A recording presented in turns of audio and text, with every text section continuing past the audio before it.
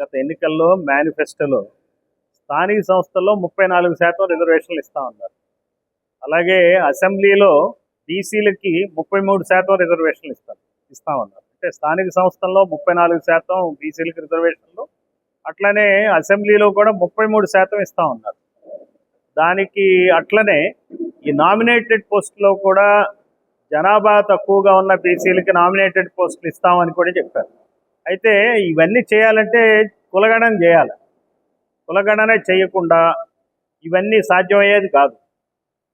ఎందుకంటే ఈ రాజకీయ పార్టీలు ఎలక్షన్ టైంలో ఏదో ఒక రకమైన వాగ్దానం ఇవ్వటం, మరి ఓట్లు దండుకోవటం, అధికారంలోకి రావటం, ఆ తర్వాత మళ్ళీ ఆ హామీలకు పంగనామాలు పెట్టడం అనేది సర్వసాధారణ విషయం అయింది.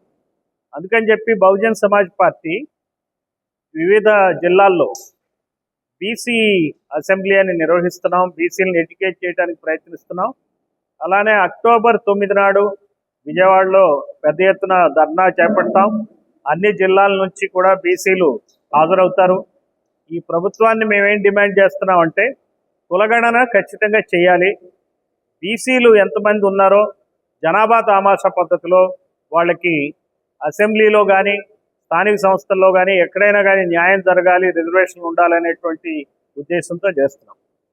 గతంలో కనుక మనం చూసుకున్నట్టయితే ఇప్పటివరకు మనకు జరిగిన ఎలక్షన్స్ విభజిత ఆంధ్రప్రదేశ్లోని పాత 13 జిల్లాల్లో ఉన్న కాన్స్టిట్యుయెన్సీస్ మొత్తం కలిపి మనకు 16 సార్లు ఎలక్షన్ జరిగితే ఈ 16 ఎన్నికల్లో 2902 మంది ఎమ్మెల్యేలు అయ్యారు. 2902 మంది ఎమ్మెల్యేలు అయితే అందులో సగానికి సగం బీసీ ఎమ్మెల్యేలు ఉండాలి. అంటే 1450 ఉండాలి. బీసీల జనాభా కనీసం సగానికి సగం ఉంది. సగానికి సగం ఉన్నప్పుడు 1450 ఎమ్మెల్యేలు అవ్వాల్సి ఉండగా మనకి బీసీల నుంచి 550 మంది ఎమ్మెల్యేలు మాత్రమే అయ్యారు. అంటే ఇక్కడ 900 ఎమ్మెల్యే సీట్లని బీసీలు కోల్పోయారు. ఎప్పుడైతే అసెంబ్లీలో బీసీలకి స్థానం ఉండదో ఖచ్చితంగా బీసీలకి అన్ని రకాల అన్యాయాలు జరుగుతాయి. నిధుల్లో అన్యాయాలు జరుగుతాయి, నియామకాల్లో అన్యాయాలు జరుగుతాయి, మరి వ్యాపారాల్లో అన్యాయాలు జరుగుతాయి, కాంట్రాక్టర్లు అవ్వడంలో కూడా ఏది చూసినా అన్యాయమే జరుగుతుంది. బీసీలకి తీరని అన్యాయం జరుగుతుంది ఆంధ్రప్రదేశ్లో.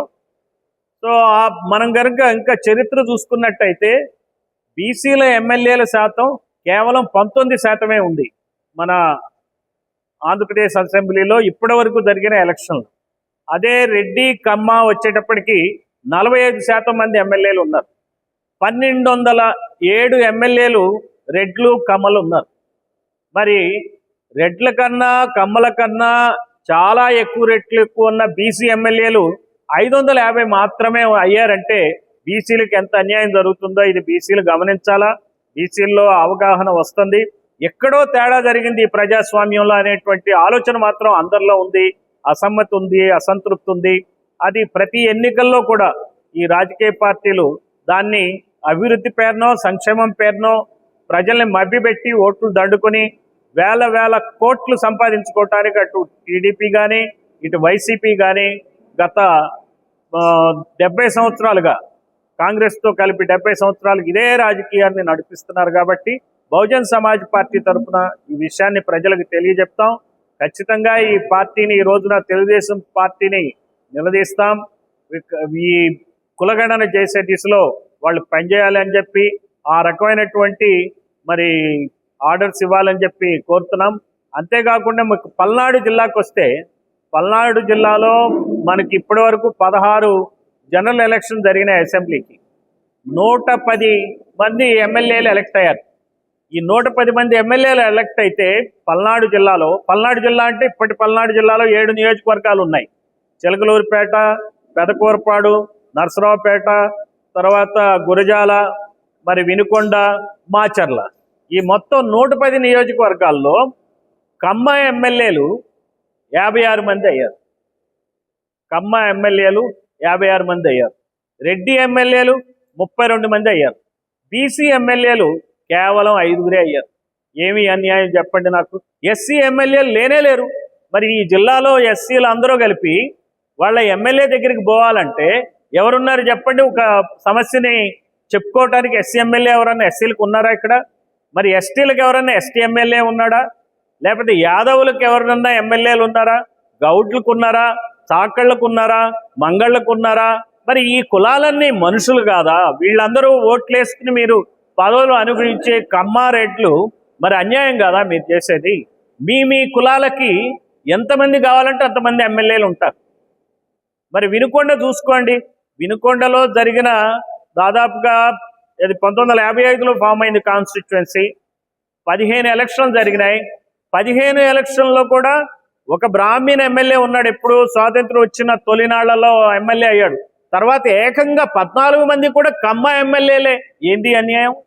మరి అక్కడ ఎస్సీల పాపులేషన్ ఎక్కువే, బీసీల పాపులేషన్ ఎక్కువే, మరి అక్కడ ఎమ్మెల్యేలు అవ్వటానికి లేదా? ఏదో అచానక్గా అనుకోకుండా నరసరావుపేటలో ఈరోజు ఒక బీసీ ఎమ్మెల్యే అయ్యాడు. మరి ఆ బీసీ ఎమ్మెల్యే ధనికుడు కాబట్టి అవ్వగలిగాడు, డబ్బులు పెట్టగలిగాడు. ఈ డబ్బులు వెదజల్లే పార్టీల్లో ఉంటేనే కానీ మళ్ళీ బీసీలు ఎమ్మెల్యేలు కాలేరు. బీసీలు కూడా ఎమ్మెల్సీలు అయినా సరే డబ్బులు ఇచ్చి కొనుక్కునే ఎమ్మెల్సీలే అవుతున్నారు. అందువల్ల ఈ వ్యవస్థ మారాలి. పేదవాడికి ప్రజాస్వామ్యం దగ్గరగా ఉండాలంటే పేద బీసీ, ఎస్సీ, ఎస్టీ, మైనారిటీలకు కానీ మరి కమ్మారెడ్ల కులాలు ఉన్న పేదలకు కానీ న్యాయం జరగాలంటే బహుజన్ సమాజ్ పార్టీ ఒకటే మార్గం. మరి ఈ రకమైనటువంటి కుల వివక్ష ఎమ్మెల్యే టికెట్లు ఇవ్వటంలో ఈ పార్టీలు అటు టీడీపీ కానీ ఇటు వైసీపీ కానీ ఏం చేస్తుందో మనం గమనించాలా. మరి ఈ పద్ధతి ఇవేవైతే తప్పులు సరిదిద్దటానికి, అన్యాయాన్ని సరిదిద్దటానికి బహుజన్ సమాజ్ పార్టీ మా అధ్యక్షులు పరంజ్యోతి గారి నాయకత్వంలో మేము పనిచేస్తాం. ఖచ్చితంగా ప్రజల ముందుకు ఈ విషయాలను తీసుకెళ్తాం.